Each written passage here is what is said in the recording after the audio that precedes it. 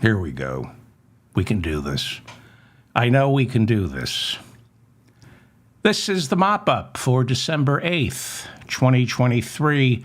Thank you so much for finding me. I'm David Feldman. Please like this episode so I remain in your feed. Subscribe to my newsletter and this channel. Don't forget to take me wherever you go by downloading this show on iTunes or wherever you get your podcasts.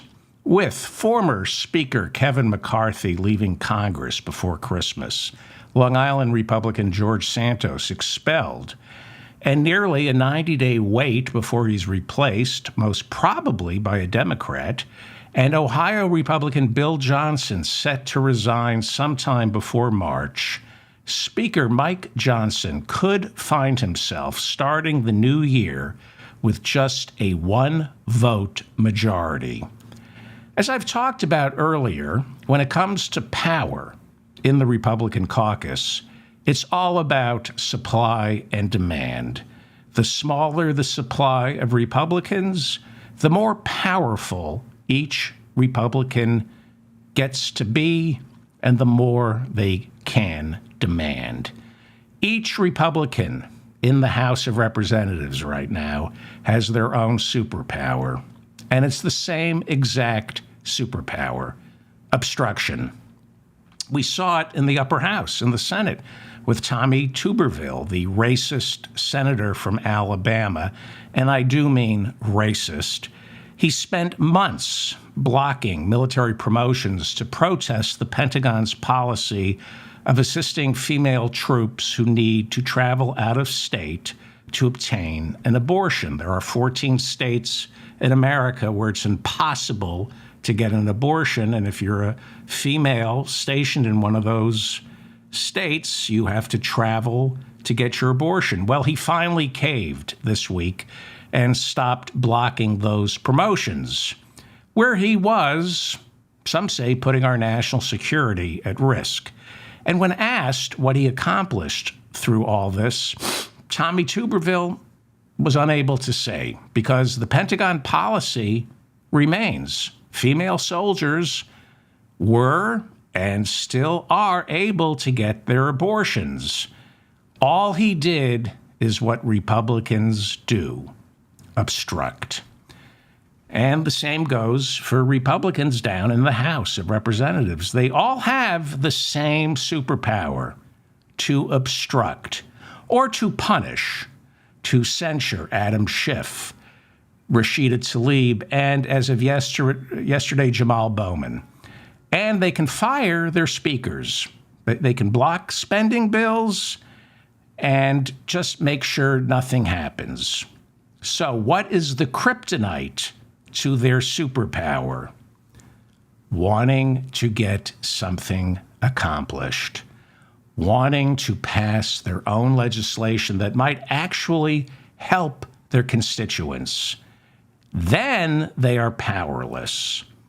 No, it's a lot easier to prevent, to block, to punish, to censure, to remove, to keep a bill from becoming law. It's a lot easier to do that than it is to pass a significant piece of legislation. It's a lot easier to destroy something like Obamacare, Social Security, the Department of Education, or Medicaid, or the Environmental Protection Act, which created the EPA. It's a lot easier to defund and destroy than it is to create. Republicans create nothing.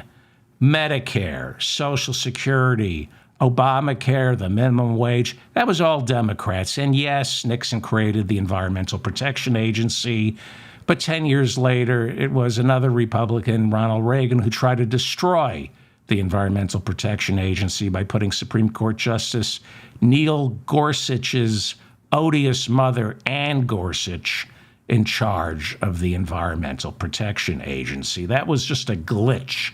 Nixon was riding a liberal wave when he passed the Environmental Protection Act. because Republicans are just wrecking balls. That's why Donald Trump is so popular. He's nothing but a wrecking ball. That's what Project 2025 from the Heritage Foundation is all about. Destroying things so that when Donald Trump, God forbid, becomes president, thanks to Project 2025, he can hit the ground running on day one to dismantle the entire administrative state in Washington, D.C., to break things, to fire nearly half the federal workforce, to get rid of the Department of Education, the Environmental Protection Agency, and the Department of Energy. There is nothing original or difficult in this type of thinking. And as much as I disapprove of the entire Democratic Party's leadership, from top to bottom, at least they believe in good government, in protecting government. When there's a crisis, you want the Democrats to be in charge. Because unlike Republicans, Democrats don't view a crisis as an opportunity to showcase how ineffective government is. When there's a hurricane, an earthquake, a fire, a financial crisis, a pandemic, if Republicans are in charge, they use that crisis as an opportunity to prove why government is ill-equipped to respond and why everything should be privatized, turned over to their private equity cronies who end up charging American citizens considerably more for drastically less.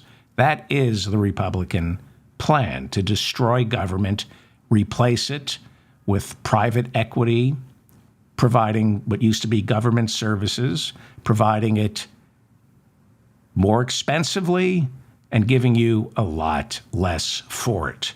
So, one of the constant refrains you will hear on this show, I will always ask, where is the Democratic Party's Freedom Caucus? Why isn't the Squad being obstructionist? Why aren't they gumming up the works in order to push the Democrats further to the left on health care, the environment, or even, God forbid, raising the minimum wage, which hasn't been touched since 2009?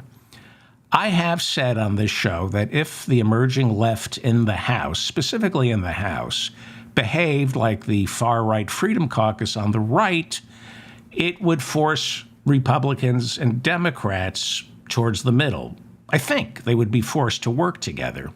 If we had a left in the House that was unyielding and as uncompromising as the Freedom Caucus, it would force Hakeem Jeffries and whatever cretin is Speaker of the House to move towards the center and negotiate, I think. But instead of the Squad making substantive demands, for the most part, we have, and as much as it disappoints me, I have to say it's somewhat impressive, we have an entire Democratic Party, at least in the House, marching, generally speaking, not necessarily on Israel, but generally speaking, we have a Democratic House caucus marching pretty much entirely in lockstep. The Democrats right now in the 117th Congress are out of power. But to their credit, they are an immovable force standing up to House Republicans. House Democrats will not bend. They will not yield. They will not cave.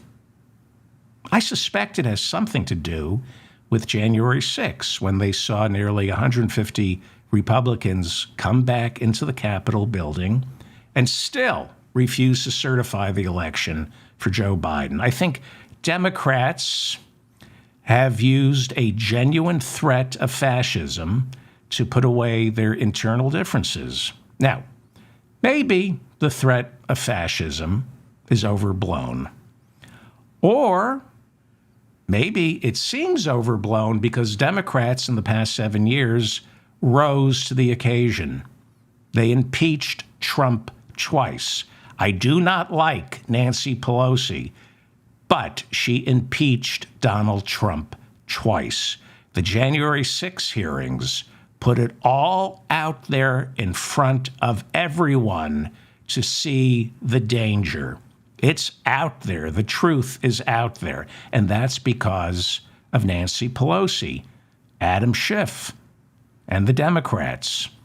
Now, I hope a year from now, people like me on the left will be saying, hey, what were we so worried about with Trump? That's what I'm hoping for. I hope I'm going to forget that it was the neoliberal Democratic hacks like Nancy Pelosi, Joe Biden, Chuck Schumer, Hakeem Jeffries, and Merrick Garland.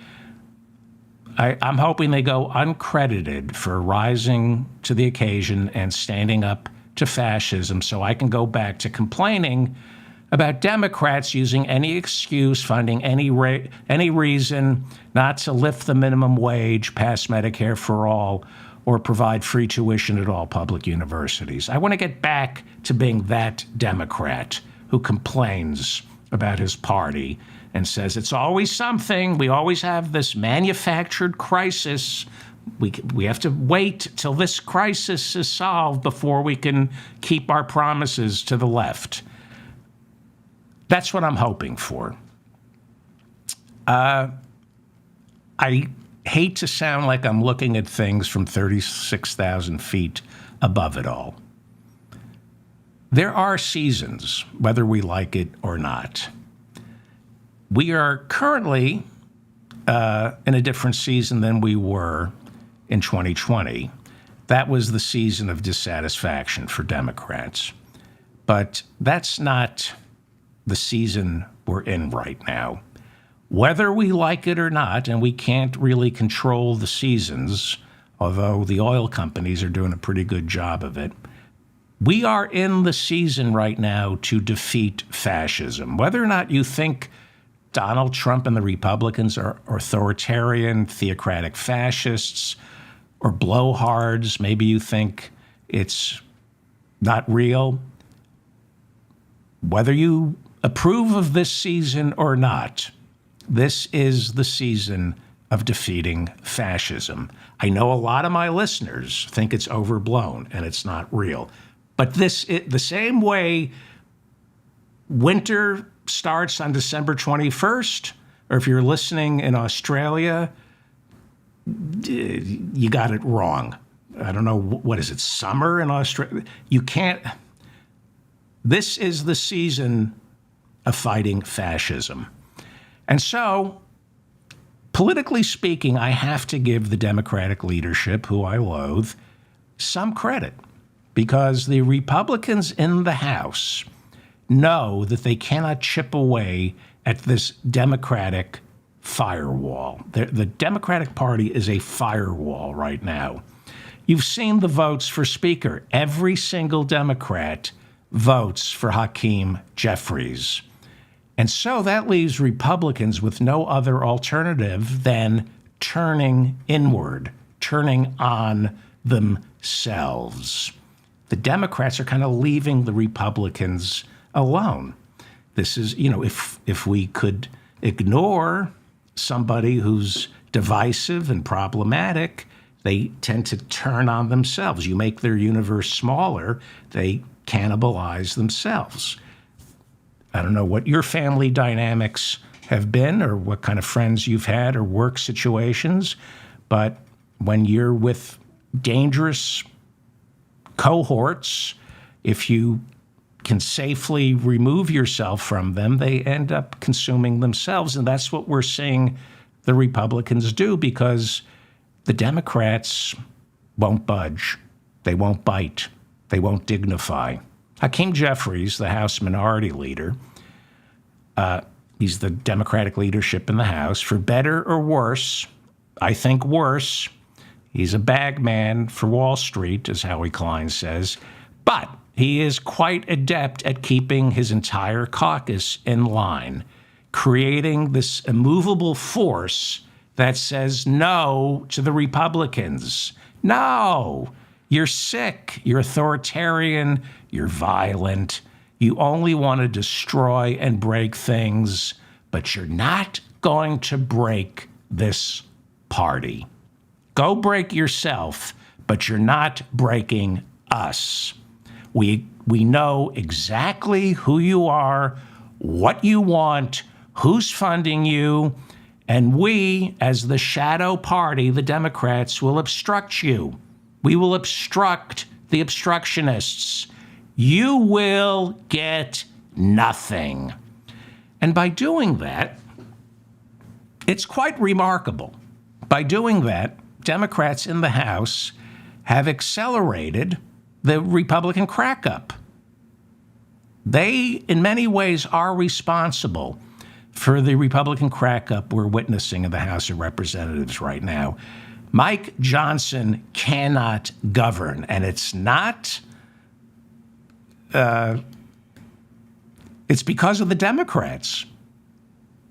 It's because of the Democrats. He cannot control or govern his jackals. The Republicans have to destroy something. That's in their DNA. They're looking for a fight. They have to fight and destroy. And when they can't destroy the Democrats, when the Democrats won't give them an inch, then they turn inward. That's what's happening. The Republicans are now turning on Mike Johnson. How long has he been Speaker? I don't even know. A month? 6 weeks? No matter what he tries to do within his own party, it's not good enough for these animals. For example, he has to pass the National Defense Authorization Act. He has to get the National Defense Authorization Act passed because Republicans are strong on defense. And if you can't get the National Defense Authorization Act passed, it's going to be a disaster for Republicans. They have to pass this. This is one of the things they believe in. But the hard right, they've gone ahead and attached all these culture war amendments and riders to the National Defense Authorization Act that makes it impossible for Democrats in the Senate to sign on to their version of the National Defense Authorization Act. So Johnson, he has to get this passed. He's got his big boy pants on.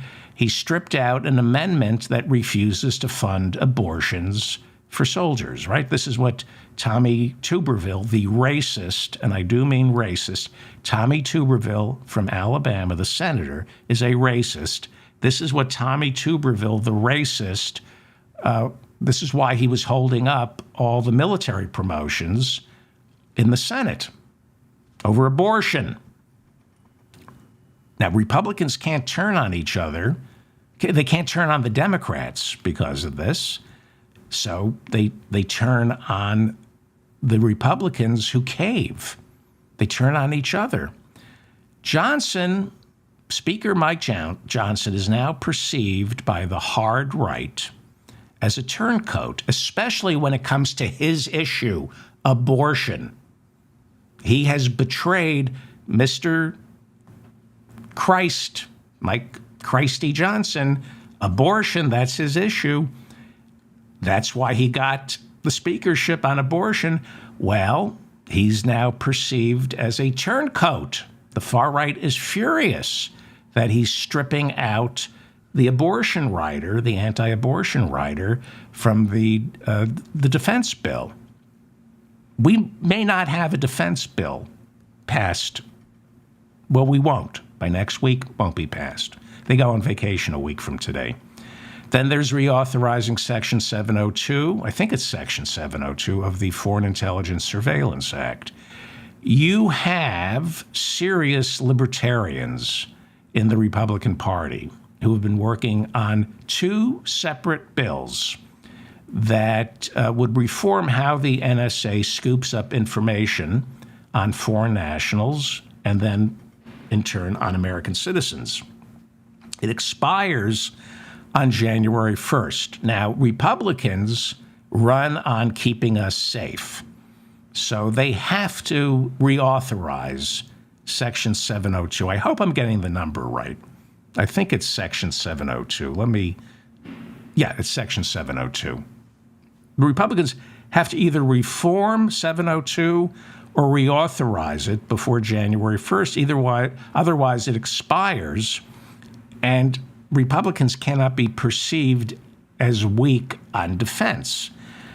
The Republicans, like I said, start their vacation a week from today, and that's sacrosanct. The Republicans are going home a week from today. And there's simply no way that these two competing bills in the House on Section 702, one of which comes from Judiciary Chair Jim Jordan, there's no way these two competing bills in the House will be resolved.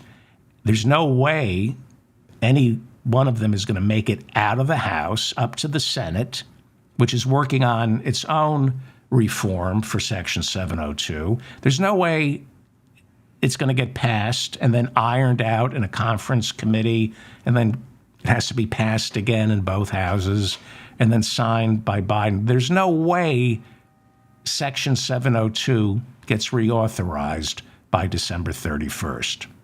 And Johnson knows that. And he's got his big boy pants on. He's the speaker. So he's flailing. He's desperate. He's a sweat act, as they say. He is all over the place on Section 702. He is out of his league. He doesn't know how to get things passed through his caucus.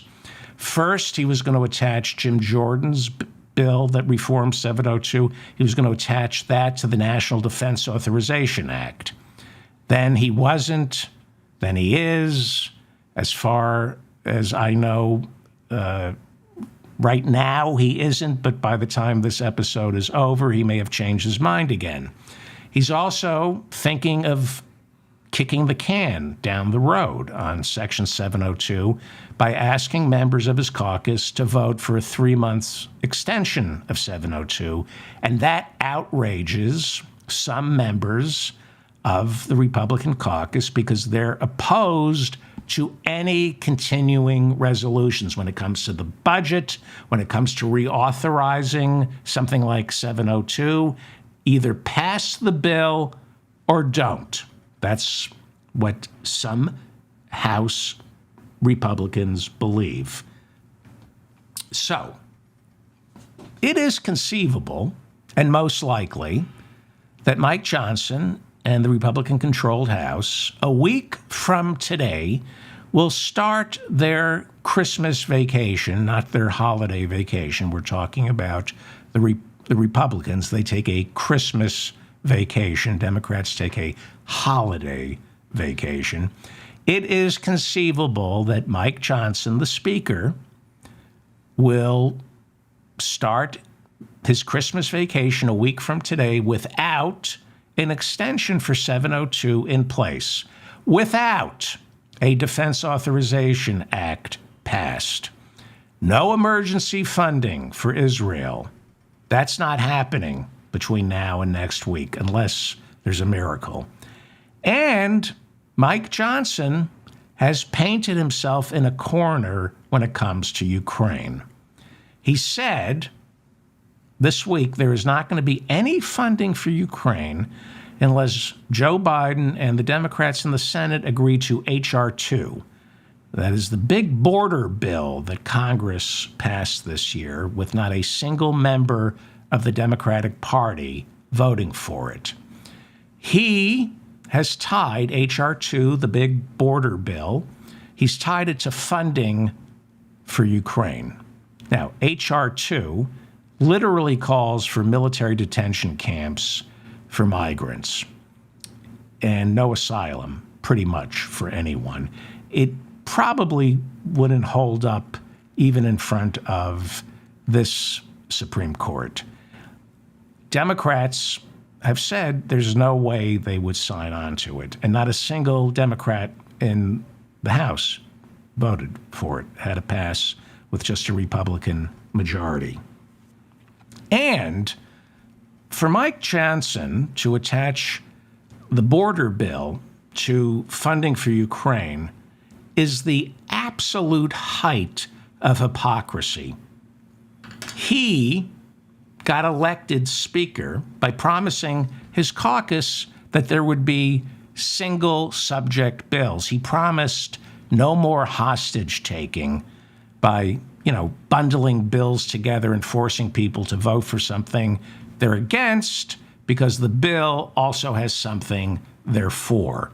That was his big thing. That was the promise he made. No more hostage taking, single subject bills, no bundling.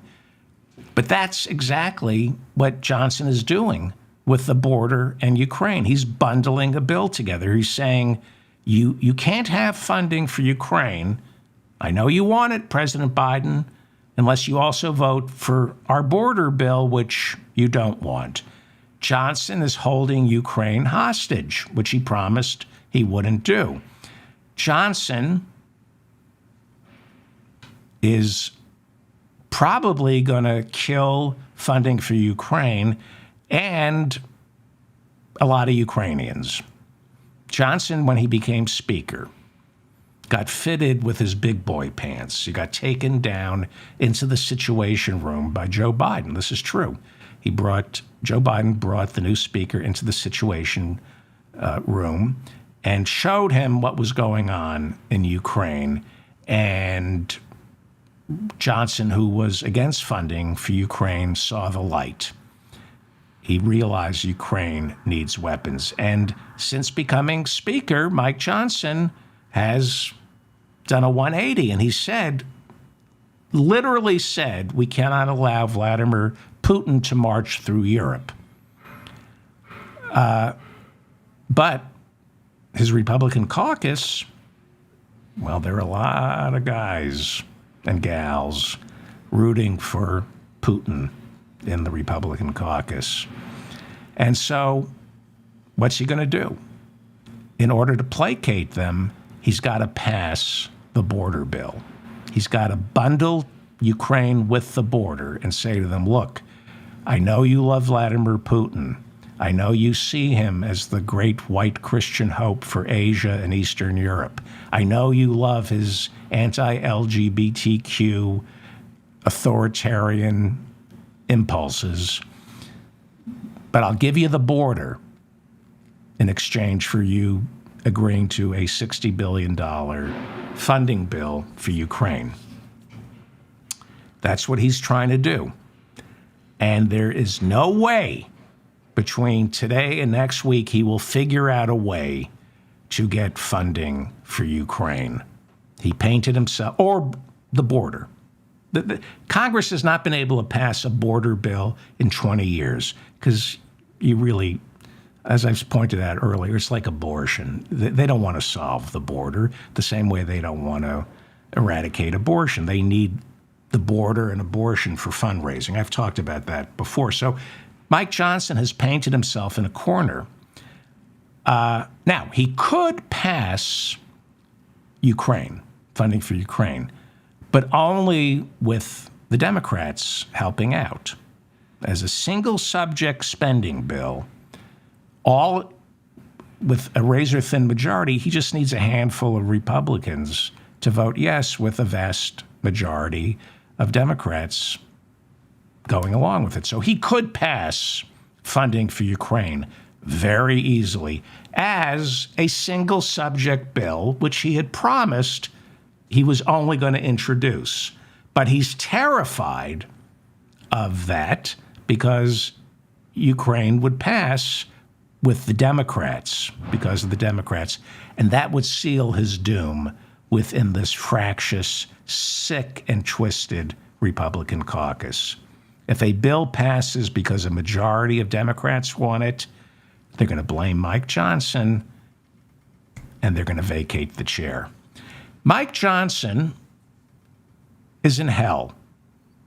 It is conceivable that a week from now, this incompetent who busy preying on all this when he should be rolling up his sleeves and actually working, a week from now, he will close up shop for the Christmas holidays without Section 702, border security, Ukraine, Israel, the National Defense Act. He won't even have a top-line number on what the 2024 budget is supposed to be.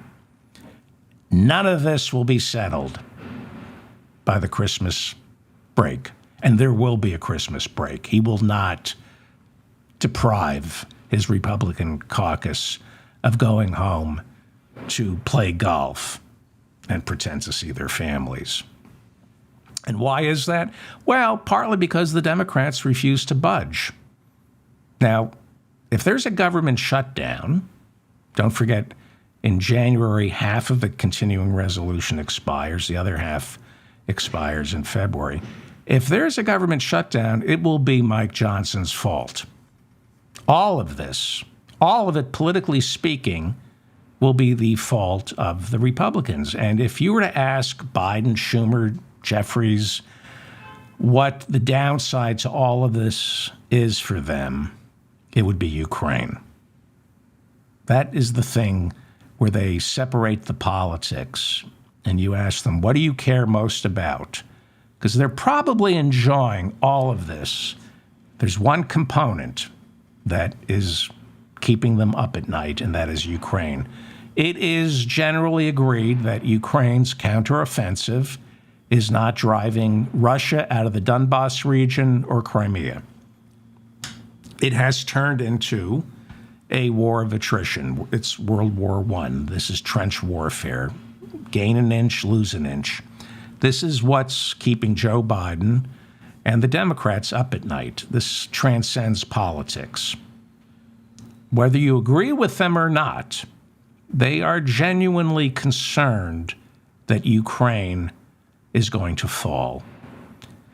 But other than World War III, the Democrats have the Republicans right where they want them going into 2024, except for Ukraine and the possibility of this spreading to the other parts of Eastern Europe.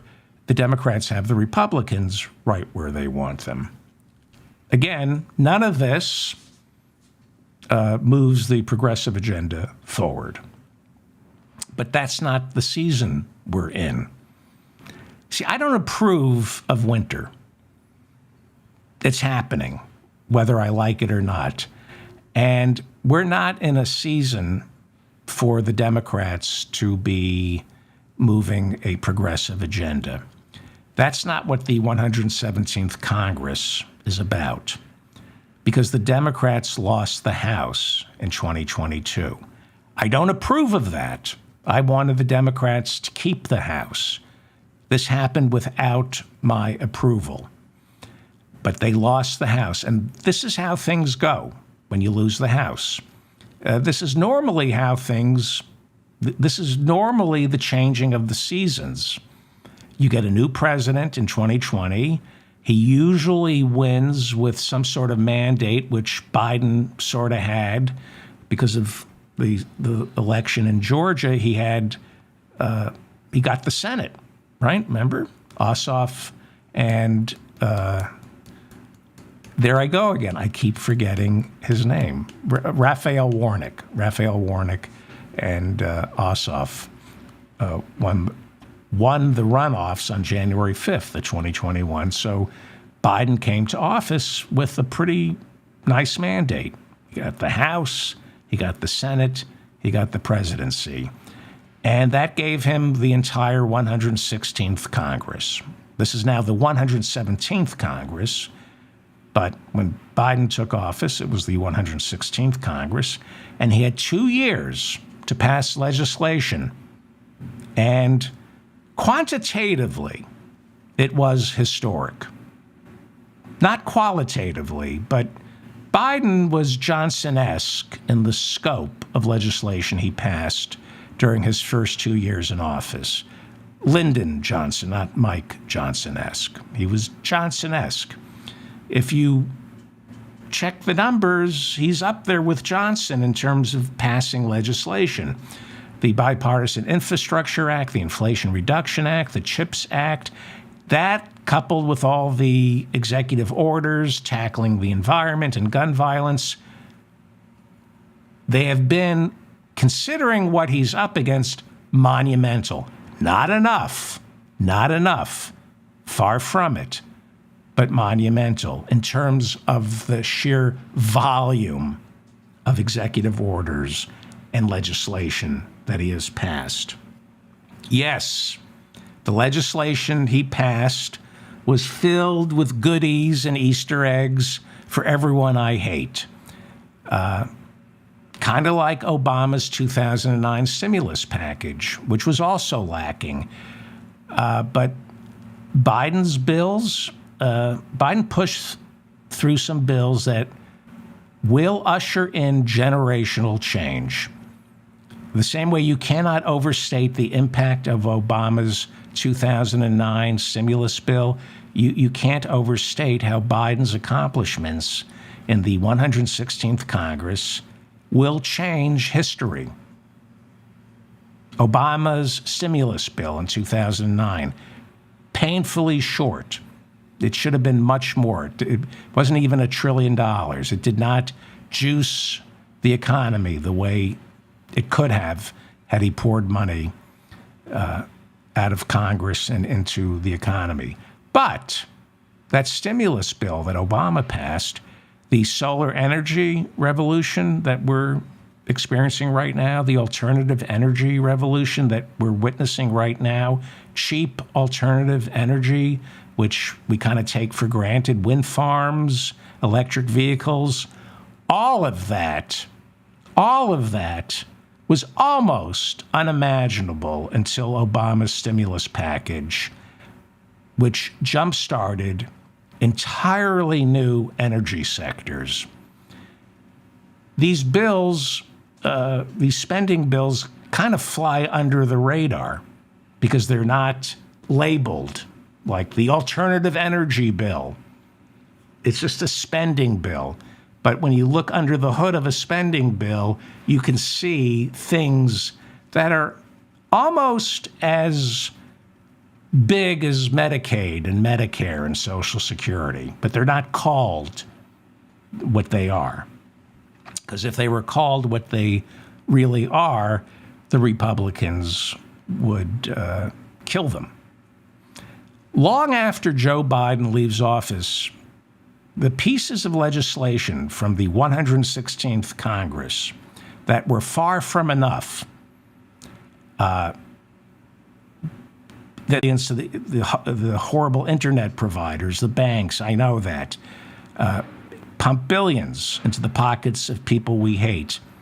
These bills also pump billions into the next generation of alternative energy manufacturers, and it will be transformative. Now, we knew he was going to lose the House in 2022. We knew that the 117th Congress that convened in January of this year, we knew this would be some sort of divided government where nothing really got done for the next 2 years. Those are the inevitabilities of America's political seasons. I don't approve of winter. I'm not being fatalistic here. I wanted the Democrats to control the House after 2022. It didn't happen, but you got to chalk that up to the seasons, partly. Presidents who take office with both houses of Congress tend to lose one of those houses in the midterms. Divided government, unfortunately, seems to be baked into our political cycles. What we were expecting in 2022 was a massive red wave in last year's midterms. Didn't materialize. The polls were telling us, get ready for the red tsunami. Those of you wringing your hands about the polls right now, a year from the general election, never forget, we were told it was going to be a red wave in 2022. Didn't happen. And a year into this Congress, we may be looking at a one-seat majority for the Republicans. They barely had a majority. at the beginning of the 117th Congress. So why was that? Why didn't the red wave materialize after 2 years of Joe Biden? Because despite what all the polling showed, despite Joe Biden's approval rating being underwater last year, despite how unpopular Joe Biden has been for the past 2.5 years, when it comes time for Americans to actually vote, I'm talking about the 40% of the Americans who can vote and do vote, they realized last year that Biden and the Democrats are the best this creaky, arthritic system can do. And what the past year has been is Democrats and Biden playing defense. They went on offense the first 2 years of the Biden administration. There's also defense. You got to be able to play defense. That has been all the Democrats can do this year, is play defense. Playing defense is really important.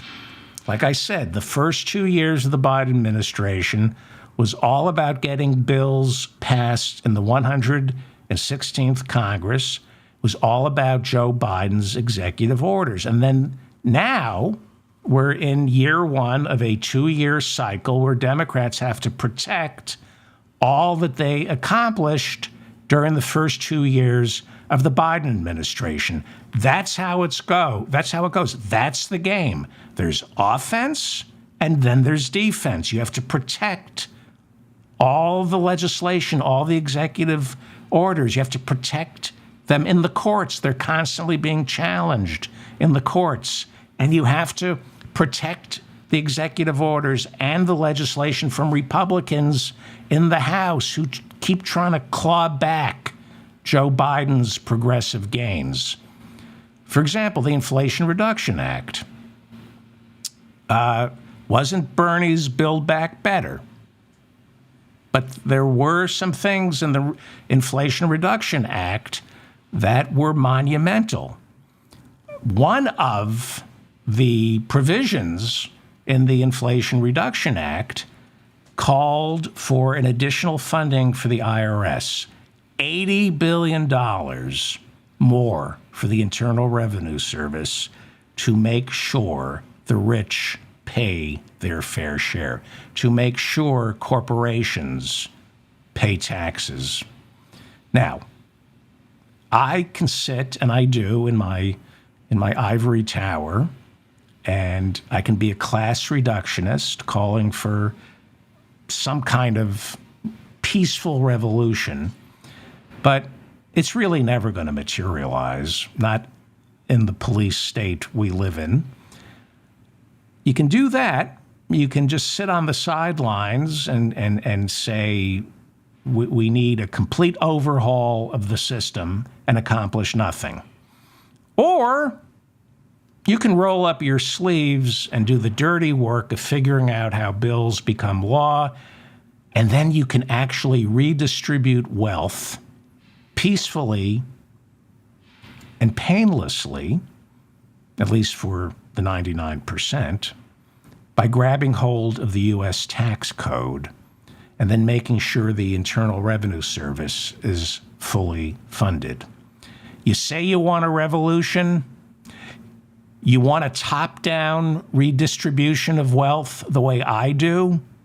You want to punish the billionaire class and their children, mostly their children. Well, we need an army of accountants to seize the commanding heights of our tax code. I'm not against protesting, but the real revolution doesn't take place in the streets. It takes place inside the Internal Revenue Service. When you pump $80 billion into the Internal Revenue Service, the way Joe Biden has, that is going to change inequality dramatically.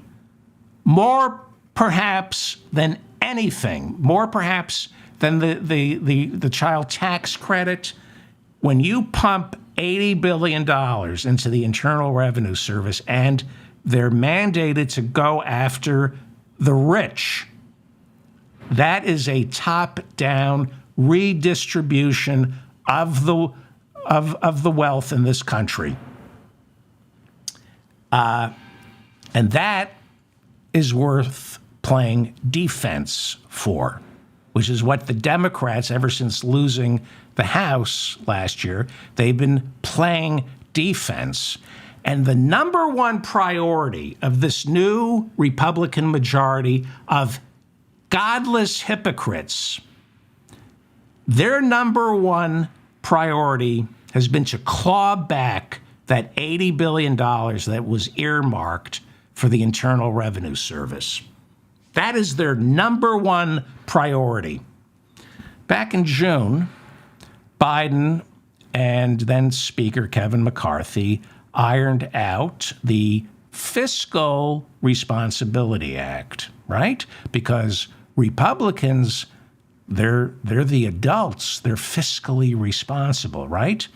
And so they lifted the debt ceiling. Remember this? I know it's hard to remember all of this, but they lifted the debt ceiling through the Fiscal Responsibility Act so America wouldn't default on its debt. Biden had to work with McCarthy and play defense because the Republicans won the House. And in this debt ceiling bill, one of the chief compromises was to give back some of that $80 billion that had been earmarked for the Internal Revenue Service. Think about this for a second. It's called the Fiscal Responsibility Act. This was back in June. And McCarthy got two things for his party in that bill.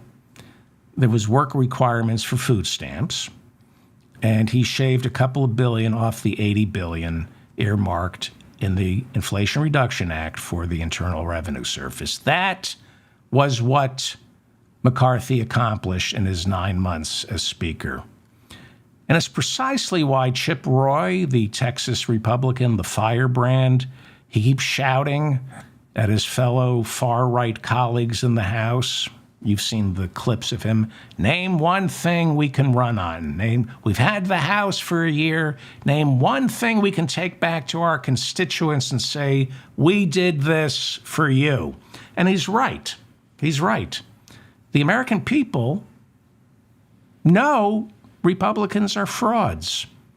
They call themselves fiscal hawks, the party of fiscal responsibility that promises to tackle our debt, our, $32 trillion debt. They kicked and screamed about raising the debt ceiling. And the only way they would agree to raise the debt ceiling was, making some people work for food stamps. But mostly, they got Biden to agree to defund the one agency that reduces debt, the Internal Revenue Service. I mean, the hypocrisy is truly incredible. We're fiscally responsible. How do you pay for things? By the way, gut the Internal Revenue Service so we can't pay for anything. God forbid the Republicans get rid of the Trump tax cuts for the rich, which tacked on more than $8 trillion to our debt. So our debt is $32 trillion, and the Trump tax cuts tacked on $8 trillion. So what is that? That would be about a 1/4 quarter. Yeah, it's about a quarter of the entire debt is the Trump tax cuts for the rich. And now, when Republicans in the House pass a $14 billion spending bill for Israel, Mike Johnson loves Israel, right? Mike Johnson's $14 billion spending bill for Israel says, we'll give Israel $14 billion, but it has to be taken out of the Internal Revenue Service. This has pissed off members of his caucus for doing that. You cannot pay for things unless you fund our Internal Revenue Service, because our IRS is outgunned. The rich don't pay taxes because they have more attorneys and more accountants than the Internal Revenue Service has. But that's who Mike Johnson, Mr. Jesus, that's who he protects, the rich from the IRS. Jesus says, render unto Caesar, pay your taxes, but Mike Johnson knows better than Jesus. Jesus says the meek shall inherit the earth, but Mike Johnson says the meek can have all the earth they want. He's making sure the idiot children of the rich inherit their parents' overfunded retirement accounts. The hypocrisy of these people, calling themselves fiscal hawks or disciples of Christ, it's mind-boggling. So Congress is heading for the doors after next week, and I will bitch and moan that they haven't accomplished anything. But except for Ukraine, which desperately needs that supplemental, this is the way things are supposed to be for the Democrats right now. It's actually, except for Ukraine, the Democrats have been pretty successful. Republicans in the House cannot govern. Mike Johnson cannot govern the Republicans. And considering that this is the season of Democrats playing defense, protecting everything Biden accomplished in his first 2 years in office, that's a good thing. Playing defense in the 117th Congress is a good thing. And the Republicans are being held back because the Democrats are good at playing defense. The less Republicans can accomplish, the less they can destroy the accomplishments of Joe Biden and the Democrats during the 116th Congress, the better off the party and the American people are. Again, I don't approve of winter, but it's about, 14 days away? I don't approve of the seasons changing. This is not the season of progress. I wish it were. It is the season of protecting what we have. And because the lights are up and Dean Martin is singing Let It Snow every time I go to my Korean grocer, it's also the season of gratitude. Biden and the Democrats, they don't do it for me. But in a world of lesser of two evils, they are most certainly the lesser of two evils in this season of gratitude. That is not music to the ears of anyone who since October 1st of this year now has to pay back their student loans. There's nothing to be grateful for if you're living in your car or on the streets. It's not music to the ears of half this country living paycheck to paycheck. I get that. This country is sick. This is a very sick country in decay. So maybe a little understanding for a country that's infirmed. Now, like I said, Ukraine is the most pressing issue as far as the Democratic leadership is concerned. And here's a window. When you look at Ukraine, that is a window into just how sick America is. We spend nearly $1 trillion each year on defense. But when it comes time to help Ukraine, we need an emergency supplemental? How is this possible? We spend more money on weapons than the rest of the world combined. And because of that, we can't fund our schools, our libraries. We can't provide universal health care or universal daycare because we have to spend all that money on defense. So every year, we throw close to $1 trillion at our Defense Department. But then, when it's time to defend ourselves, like, say, in Ukraine, the Pentagon says, oh, for that, we're going to need more money.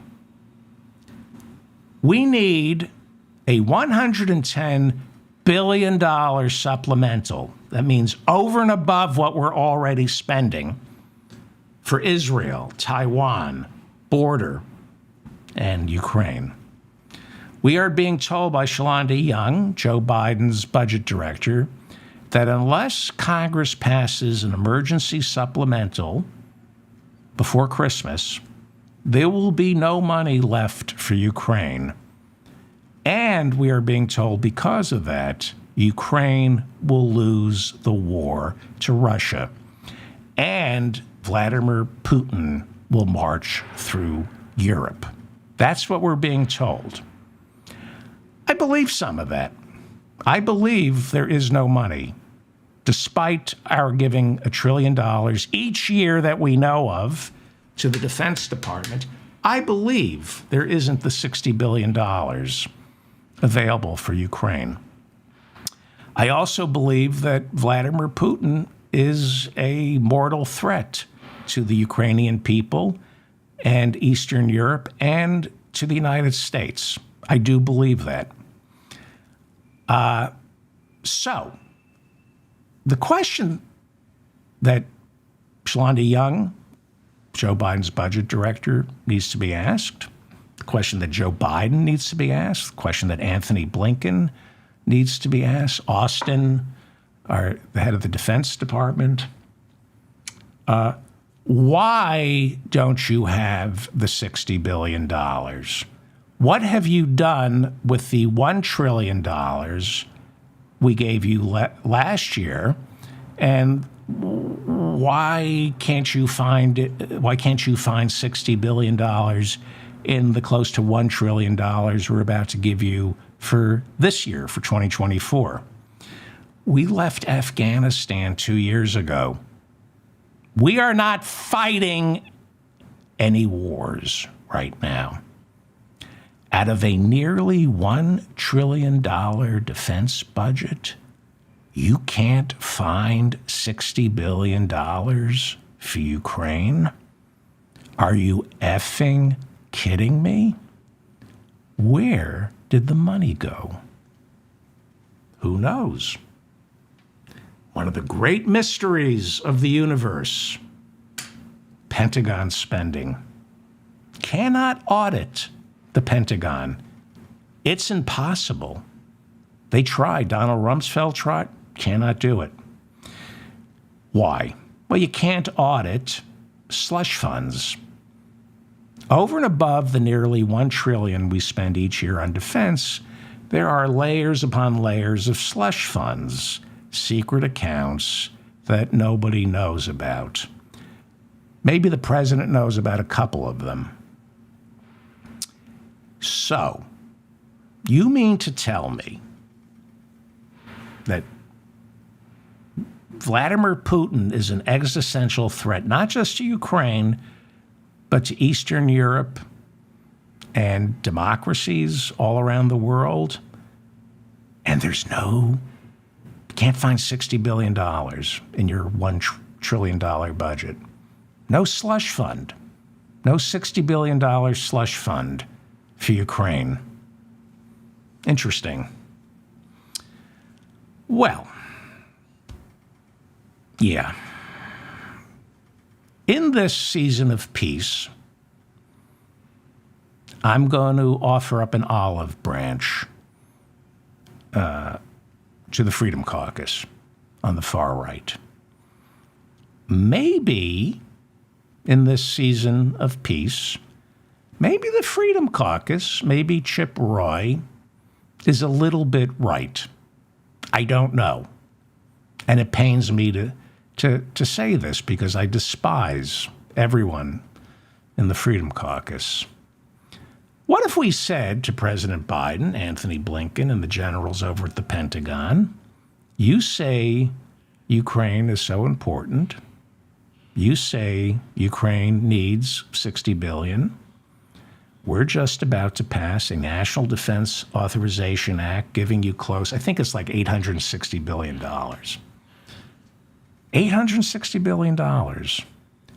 Find the $60 billion for Ukraine. Find it. That's my olive branch to Chip Roy and the Freedom Caucus in this season of peace and reconciliation.